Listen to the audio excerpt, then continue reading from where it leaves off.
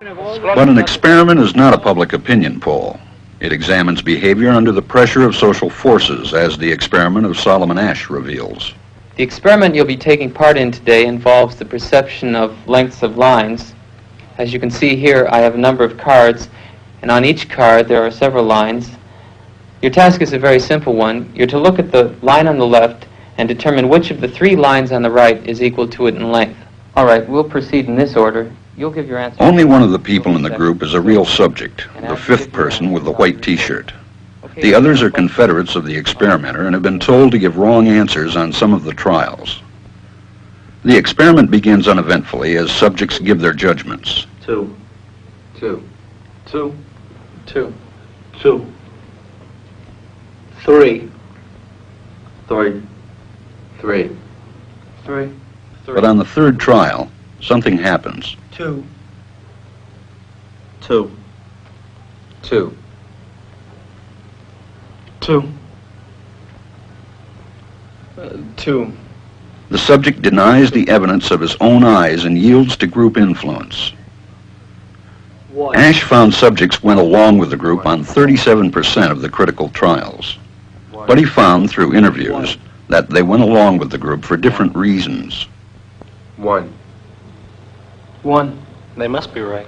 There are 4 of them and 1 of me. 1.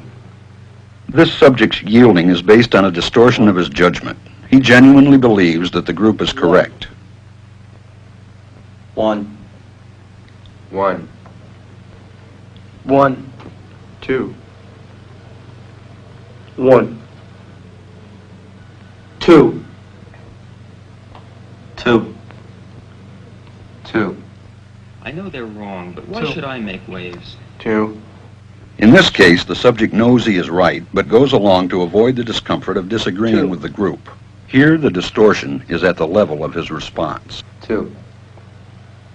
2. 2. 2. In the previous experiment, the naive subject stood alone against the group. In this variation, Asch gave the naive subject a partner, here seated in the third position, who also gives the correct response. 1. 1. 2. 1.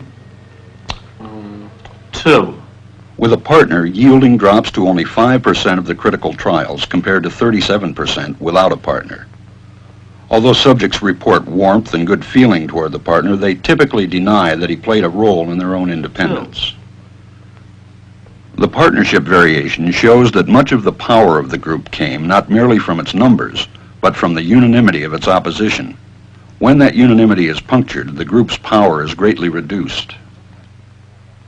Sometimes we go along with the group because what they say convinces us they are right. This is called informational conformity. But sometimes we conform because we are apprehensive that the group will disapprove if we are deviant. This is called normative conformity. The strength of the normative factor is shown in another variation carried out by Asch. In this variation, the subject is told that because he had arrived late, he would have to write his answers. Subjects in this private response experiment are exposed to the same amount of misleading information as other subjects, but they are immune from any possible criticism by the group. 1. 1. 1. And this enormously reduces the pressure to conform. Conformity drops by 2/3. Asch's experiment is a classic. It reveals how people will deny what they see and submit to group pressure. It allows us not only to observe conformity, but to study the conditions that increase or reduce its occurrence.